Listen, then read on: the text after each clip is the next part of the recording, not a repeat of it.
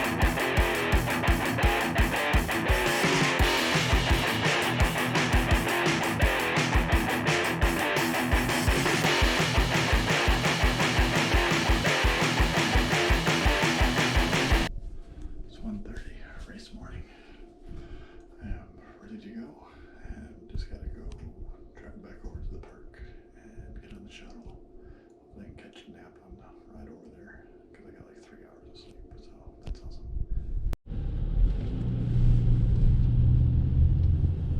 Here we are, race morning, 2:10. Gonna ride the shuttle to the start for about an hour and 45-minute ride to start at 5 o'clock.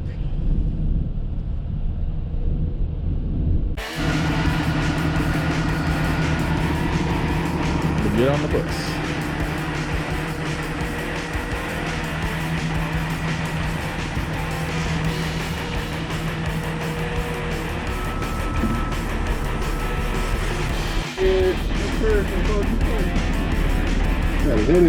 Thank you.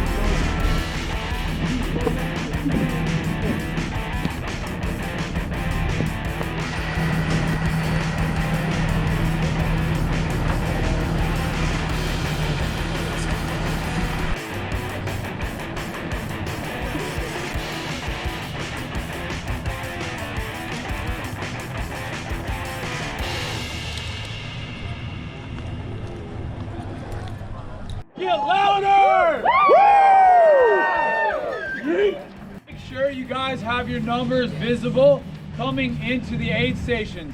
At a select few, we will be scanning you. It is gonna mean that I'm gonna walk up to this gentleman right here and I'm gonna touch your number with the little magic wand. So just know that there will be somebody that is doing that. Guys, again, just please be super thankful of the volunteers out here. We've had some people come for 10 plus hours. I've had people fly in here with the price of gas. That is awesome. So please be thankful. Yeah. Okay, so if you're fighting the cutoffs, you get 30 seconds in an aid station. Every aid station pretty much has the same thing. Know what you want before you get there. This conga line is not going to stop you from getting cutoffs. At no point ever should anybody be running 6-minute miles out of here. Even the people up front, maybe an 8-minute mile will get you to the front of the pack. It is completely flat for a quarter mile, and then you start going up. Guess what? No one here is running 17,000 feet of climbing. Walk from the start. All right, that's the only help I'm gonna give you. All right, I love you guys. Thank y'all. All right, so everybody line up right here behind the truck. We got fun, guys, a little bit. Man, I lay down with this like my dress on for about 5 hours. I don't know how much you Here we go, GDR 22.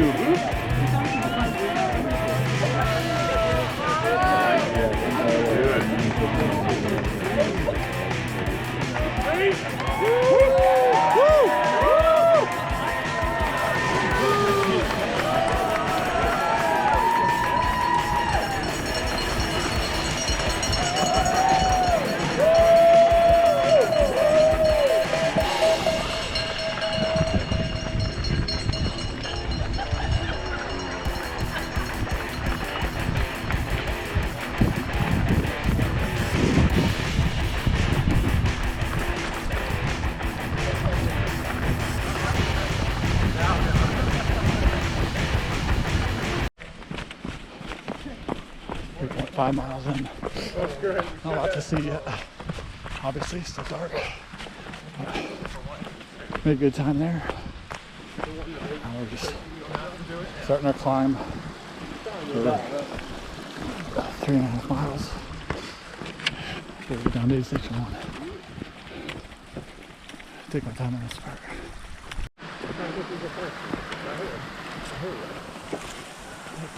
Go.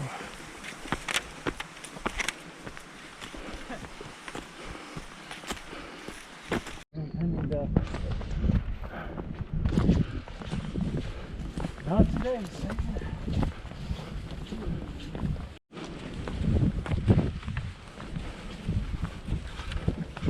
sun's about up. See over those peaks over there. About 2 hours in, almost 7 miles. Way faster than I thought it'd be to this point.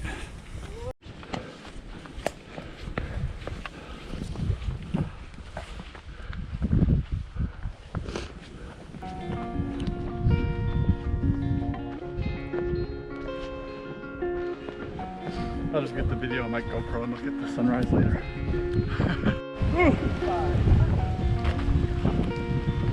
Top of the climb. Beautiful morning. But it's cold and windy up here. We gotta get down to that aid station.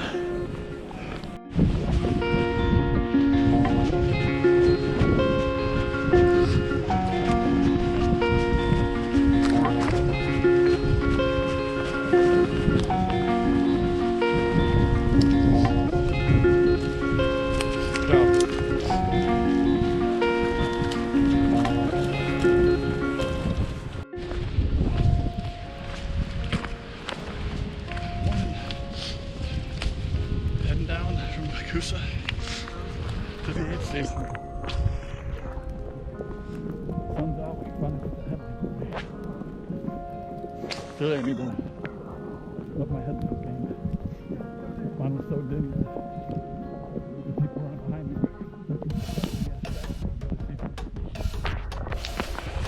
Glad to have that part out of the way. Aid station 1. Number 1. One here. Woohoo! Thanks, guys. Aid 1. 222 through aid 1.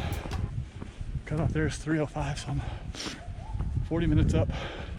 Last time I was only like 10 minutes ahead from there. Next section's 5 miles of rolling, and just check out this view. It's incredible. Having fun in the mountains.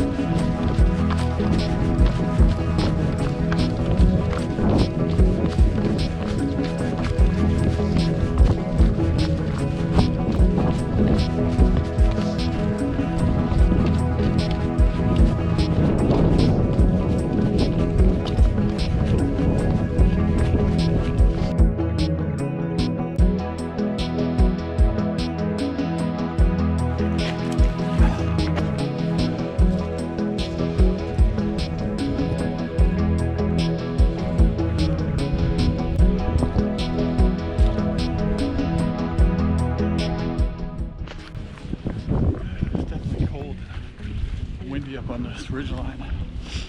It's all the extra layers. Yes, pants today. It's one thing to go no pants when you're doing a 45-minute run or whatever. It's quite another when you're in 30 degrees or below for 20 hours or whatever this is going to take me. So gotta be smart and start with pants on.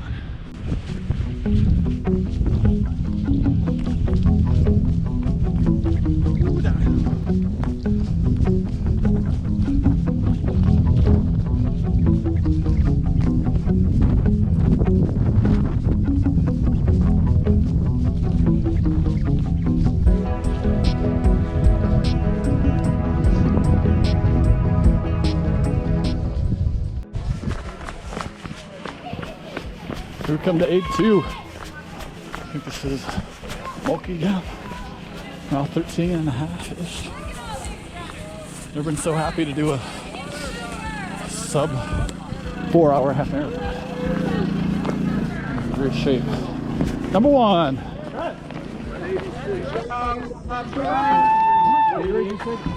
Water? Take water, please. station. Come on. There we go. Out of aid 2, 349.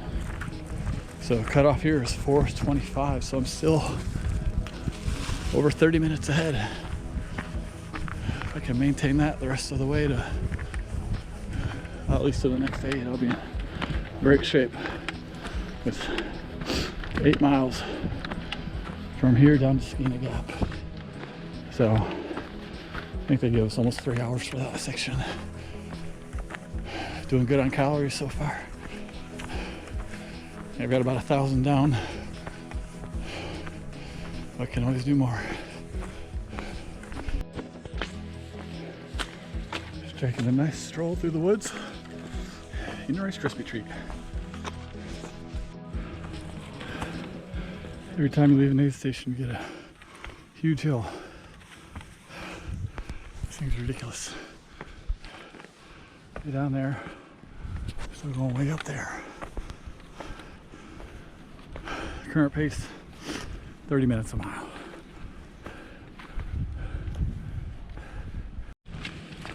.8 miles in 22 minutes, but it's all worth it. Look at this.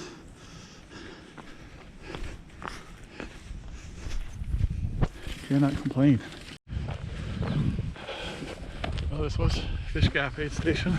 Well, it's not an aid station, it's a crew access. It was almost 3 miles from Mulkey Gap. It's almost 5 to go to Skeena.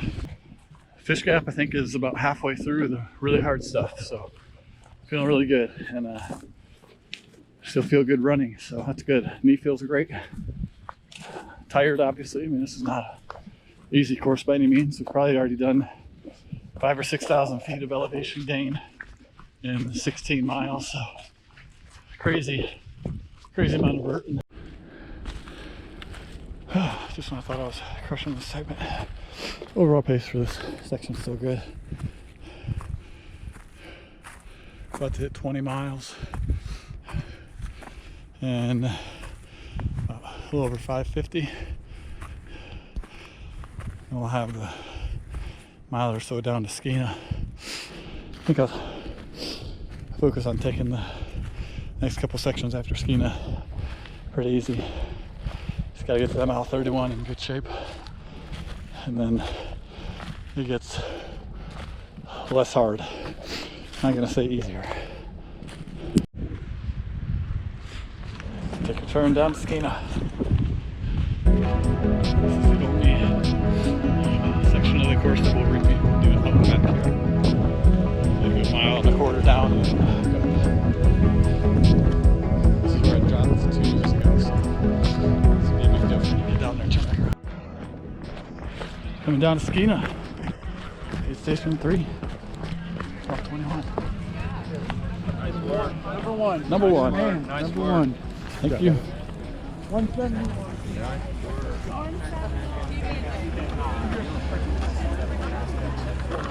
Thank you, everybody. You got water over here somewhere? Can I help you find? This looks like you want some water? What? I just want some water.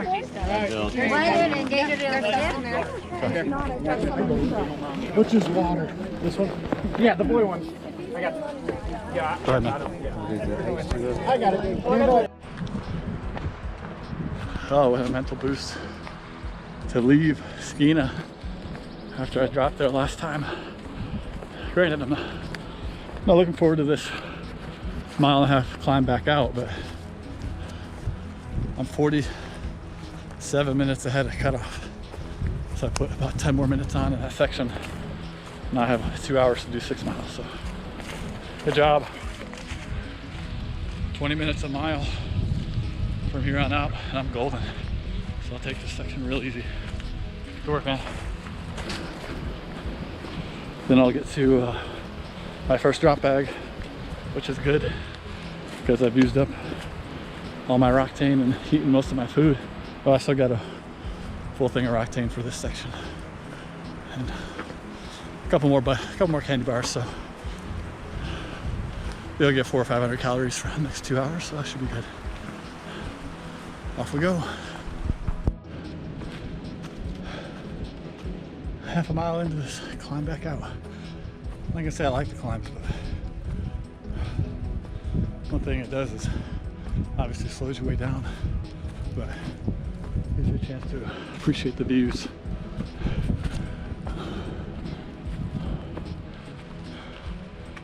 May not be able to see through all the trees, but it's beautiful out there. And that's why we do crazy, ridiculous, hard mountain runs. Oh, one of the reasons. Yes! The 1.4 mile climb out of Skeena is done in a blazing 34 minutes and 11 seconds for a 24:09 per mile pace. Actually better than I expected I would do.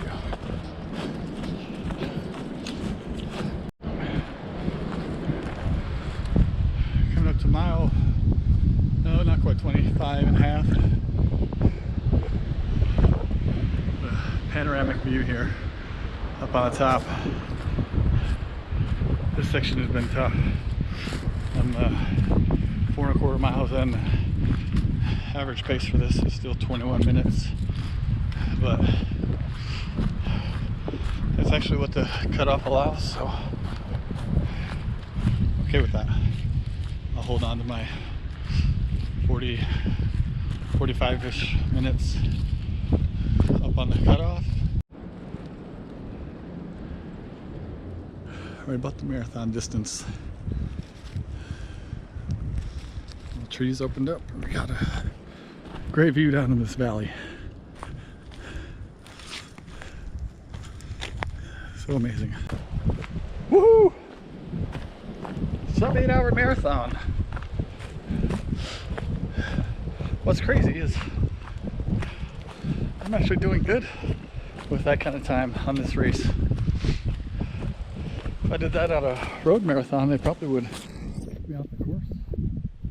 Less than a mile to go to the next aid station, and I have officially eaten all the food I packed to start. 4 candy bars, a pack of muffins, and a giant Rice Krispie treat. What's the next one? Like 4:20. It's like 2 hours and 15 minutes from here to go 4 miles. So it must be really hilly.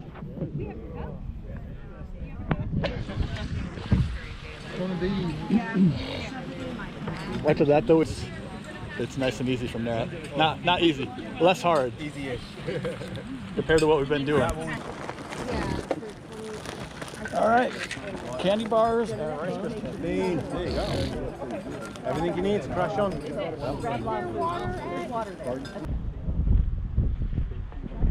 Number 1 heading out.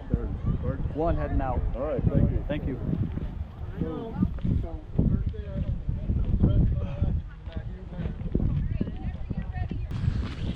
I just left Point Bravo. Got my drop bag, so I got to refill on food and fluids. I lost about 12 minutes on the cutoffs there, but still 30 ahead. Now I've got this like 4 mile section, and they gave us 2 hours and 15 minutes to do it. So it must be really hard. 30-minute mile pace. Let's go. I think the GDR tagline should say something like, you never know when your next 30-minute mile is coming. Except I do know. It's after every aid station. Sucks. Still moving though.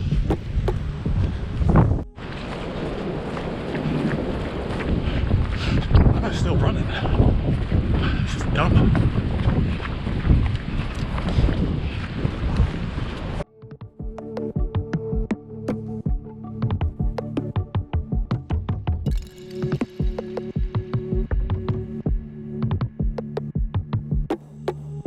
Here we go, across the swinging bridge. Mile 30. How's it going? You're doing good. Thank you. Ooh, it's a little bouncy. Bet that water would feel amazing right now. Yep, no way I'm running across this. I will take my sweet time. Well, that was cool, but I'm trying to understand our pacing for this section. On the chart it says 4.5 miles. And they give us 2:15 to do it. And that's a 30-minute pace. And I'm doing under 20. So I'm gonna bank a lot of time unless this last 1.5 miles is absolutely brutal. And maybe it is, but I've done a bunch of them already. Like that. Oh man. Number one.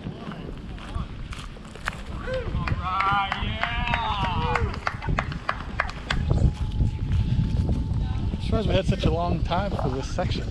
Huh? It gives like 2 hours and 15 minutes for this section. Yeah. I'm like 1:37. Hey, you good there? Adding 30 minutes to my cutoff cushion. Just lounging because I got 36 minutes added to my cutoff cushion, so I'll take a few minutes and relax. The hard 50K is done. That actually is like almost, let's see, almost over 32 miles, but it is over. And super excited to be able to just sit down and get off my feet for a few minutes. I think I sat there maybe 3 or 4. But still, I added over 30 minutes to my cutoff cushion. I think it was 33 by the time I got up and left.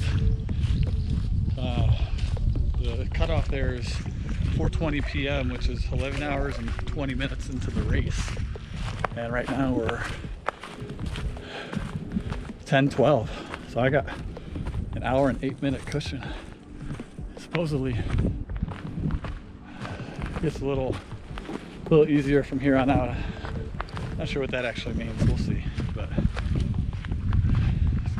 going through the green tunnel. And nice to have some shade for once. Good news. I was able to eat a candy bar. It's the first solid food I've had in probably 3 hours or so. Stomach just got in knots, and all I could take was a Guroctane. And had so much of that, it's just made my teeth gritty, and I don't want to keep drinking that either, but I know I gotta get something, so forced the candy bar down. Only about 2 miles into this section, so 3.5 left to the aid station. And maybe then we get back out to the easy stuff. I thought it was after that last one, but not so much. All aboard the struck bus. Choo-choo. Oh man, everything hurts. And I'm dying a little bit. But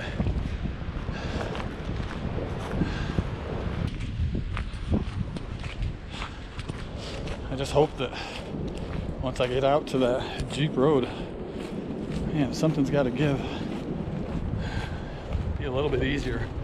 Even if I'm walking, if it's a flat or downhill, no rocks and stuff, I mean, I can average a 20-minute mile. So as long as I can get there, even with a minute to spare, I'm going, because then I got 4 hours to do 10 miles twice. So 8 hours for 20 miles ish, I'm sure. So I'm gonna keep moving. This is random. We just popped out into this field. We're almost to aid station. Gonna have about 35 minutes on the cutoff, so I gotta get in and out quick. I think I finally found the easy dirt road they were all talking about. Still a little too steep for me. to the point I'm reminded of my buddy posted a meme that said, you know you're old when you stop referring to your knees as left and right. You call them good and bad. So in this race, really uphill drains your energy, and then the downhill just hurts. I take just a lot of like flat. Be easy to run that. Okay, station 6. What aid station is this? 6. What's it called? Are you live? Good. Alright, yeah, hook her up. There you go. How much turkey would you like? Quick in and out of the aid station, out at 5:23, so I'm getting close. 27 minutes ahead of cutoff. They said this next 6 miles is boring and rolling easy, so hopefully I can get it done around 2 hours. And then from that aid station, it's all downhill.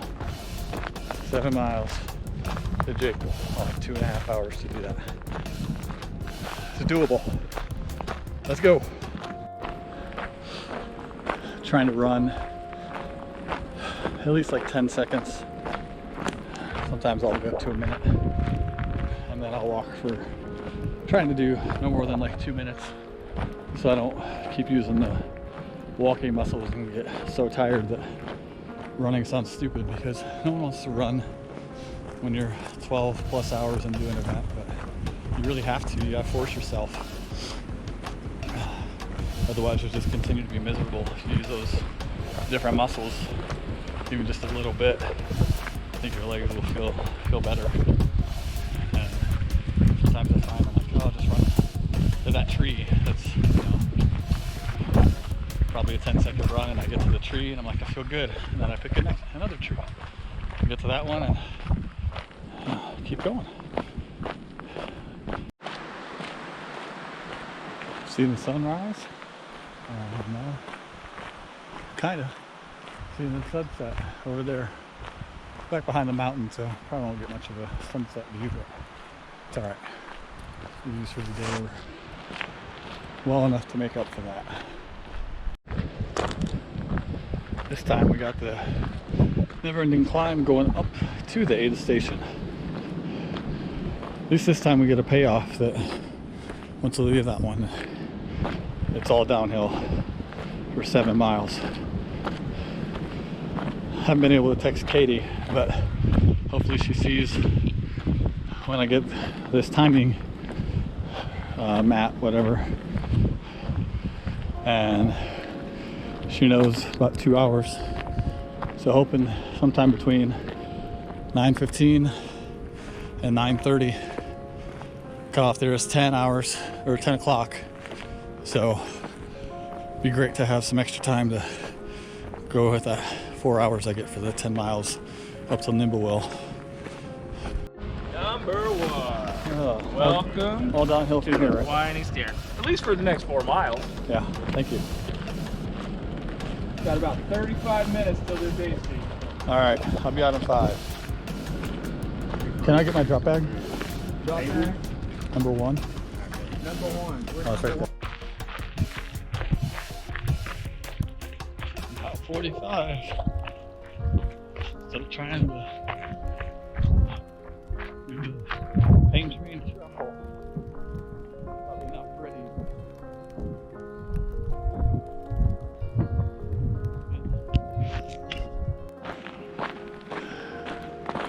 The views never get old.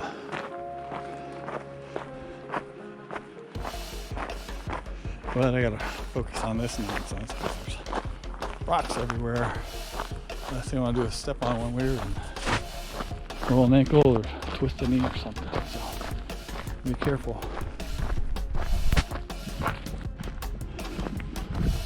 Back on the single track. As you can see, it's starting to get a little bit darker. So probably won't film a whole lot more once it does. Maybe just check in at Jake Bull. I get to see Katie. And a little bit of check in on the road up to Nimblewell, and hopefully my finish. But yeah, it's been an awesome day. But there's still a lot of work to do. 24 more miles. Hope you can see that ridge line over there. Got 2.5 miles down to Jake Bull. It's gonna be tight. I'm probably gonna get in around 9:30, maybe even a little later. So it's gotta be a quick turnaround. And put on my warm pants, change my shirt to a dry shirt, and I don't even know. I'm set with my Roctane. I just gotta top them off. But I've got the powder for Nimblewell. I'm gonna down a protein shake, and that's about it. I was gonna brush my teeth and do the massage gun, but I don't have time. Here's that washcloth. Which shirt do you want? I want the thermal. Okay. Give me your gear. I don't know how this thing comes off. Oh, it's got hooks. Okay. This one's full. Okay. That one is filled. There's With Gatorade? Roctane. Okay. I don't, so one of the bags? Gatorade. Oh, it's in the Gator. Okay. I don't need any powder. I have 2 bags of powder still. Okay, so you haven't been drinking enough then? I've drank like 12 of them. Okay. I'm dropping all the stuff I don't need anymore. Okay. I thought the Everybody cutoff was else? 10 o'clock. No, it's 9:50. So I'm like the last person. There's a few behind me, but I don't know if they're gonna make it. I gotta keep my shorts on because I have my bib and I don't have time to transfer it to the pants. I'll be warm enough for the pants. Like when I've been sweating all day. Okay. I want the white t-shirt. Can you get my jacket out of my pack? Yep. It's in the back pocket. Come on, you can do it. I got 4 hours to do 10 miles. Okay, you can do it. I just gotta get out there. Yeah, it's fine. I can't do food. I know. Here. So I'm doing a protein shake. I'm going to do the Roctane. And that's going to get me up there. The protein shake is 350.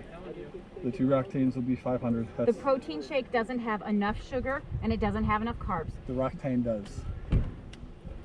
All of them. Down it. Okay. Take it. Can you, this has peanut butter. Can you I have please? one in there. I know, this is it. This is from I'm it. not eating it right now. One bite. Harry, look at me. I'm not eating it right now. I appreciate you, and you are awesome. And I know. You are. And I'm telling you the things that you need. That you need. You will be happy when you get this. One bite. My stomach is full. If Okay. I eat too much, I will puke. Okay. Do you want your toothbrush and toothpaste? Okay. Do you need a Band-Aid or anything? Do you need Body Glide? Nope, I don't have time. Okay. My wife is awesome. She had everything ready for me. Tried to give me stuff, even though I didn't want it. She got me in and out in about less than 5 minutes. Cutoff was actually 9:50. I thought it was 10 o'clock. So I got out right at 9:45. So 4 hours and 15 minutes to do 10 miles. Seems like a piece of cake, but anything can happen. You're this far into a run. Might look creepy, but I just want to know who catches their second wind at mile 56. Been hammering since, well, really since about 54 when we came out on that road. Guess maybe that's a factor of all the road running I do. Maybe all the walks I was doing in training just around the neighborhood. But I feel amazing. thought I was gonna slog it in, you know, just hit those 23, 24-minute miles. And I'm actually under 20-minute pace. I'm already 6 in. So what was gonna be a, you know, maybe finish, you know, 24.5 hours or so, I think I can get close to 23 as long as I keep feeling good. We'll see how it goes. Hey, it's a new day. Sunday, 12:01 a.m. We got 59 miles in. Who knows, 13, 14 left. I would love to finish by 4 o'clock.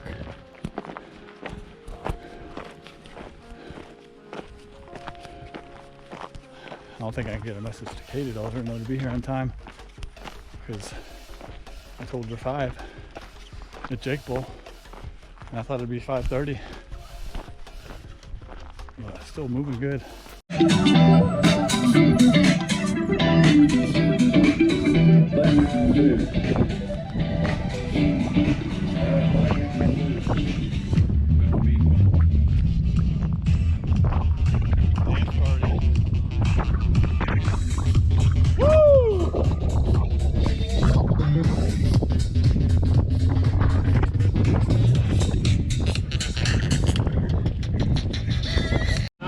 Number one. Number one.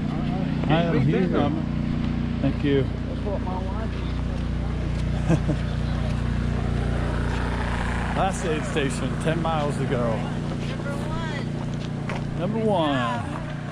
Gotcha. Thank you. Okay. I just need some water. Water? Gotcha. Got some hot broth if you need it.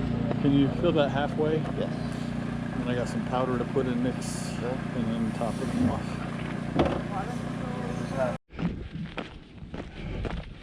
Just left Nimbleville about 1:20. Check back in when I start climbing those stairs. Time to do some stairs.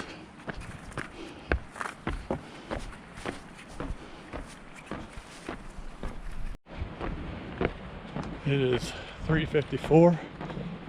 I got an hour and 6 minutes to get that sub 24 hour finish. That last section was a lot steeper and technical, so it was way slower than this section up to Nimbleville with all the runnable stuff. This was not really runnable, but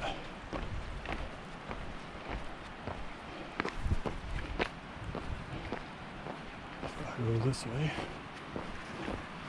Oh, the little blinky lights.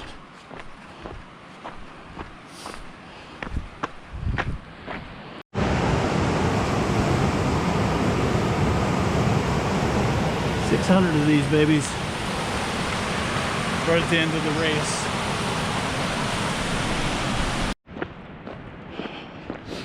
Made it to the top of the stairs.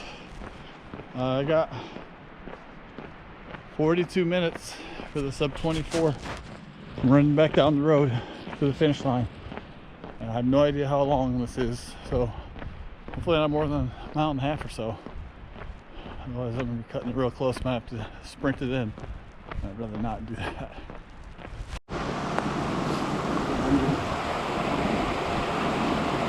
Here we go.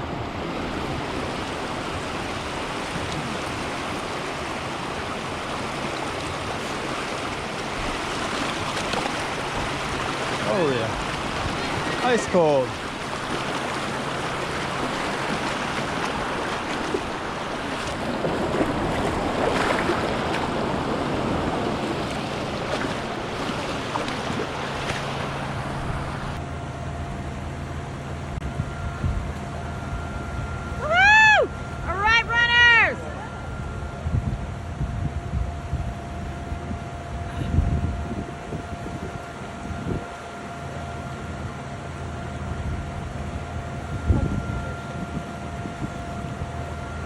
Good.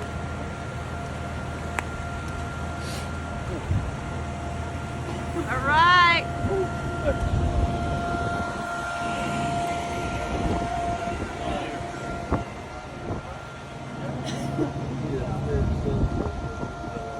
Did it. 124. Woohoo! Is that recording? Yeah, it is. You want me to do both? It has 3% left. Is that 3%? Yeah, it was awesome to have my after for multiple reasons. Like I was there, the man and everything. Yeah, it was awesome to have my after for multiple reasons. Like I was there, the man and everything. Are you guys just getting ready to head back? Are you going back to the hotel? Oh, really? We all work tomorrow. All right, my brain's not working.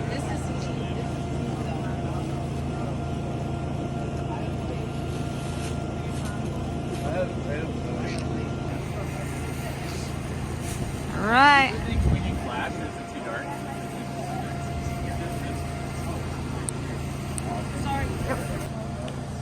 You got it. Woohoo! In the coffin. All right. You did it, babe. Yeah, I got this nice figures out. Engraved. Ooh, that's a nice one. Very cool. It is flash on that one.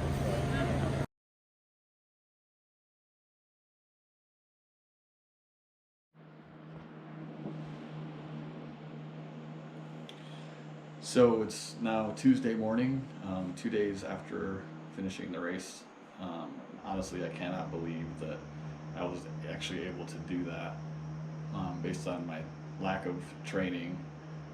But a lot of times ultras just come down to experience and having a good race plan and executing that and staying on top of your nutrition and hydration. Those things mean so much more than running 50 plus miles a week or whatever else kind of training. Sometimes it just comes down to having a good plan and following that. So I got to get my engraved race spike this time to now go along with the old beat up one that I got from my DNF last time. So it's nice to finally have the finisher version of this thing. It'll go up on my shelf with all my other stuff.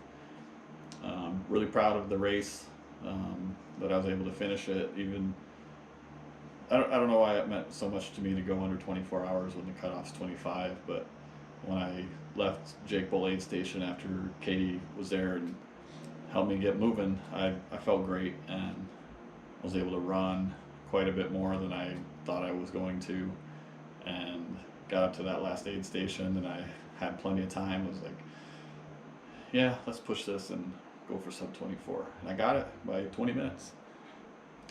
That race was amazingly beautiful, brutal, and I'd highly recommend it. I mean, I've done now 3 of Run Bum's races, GDR, to go along with Quest for the Crest and Sky to Summit, and all of them are beautiful courses, great views of the mountains, and also very difficult with the, you're in mountains, so you're going up and down a lot, and rocky, rooty trails, but that's Southeast trail running for you.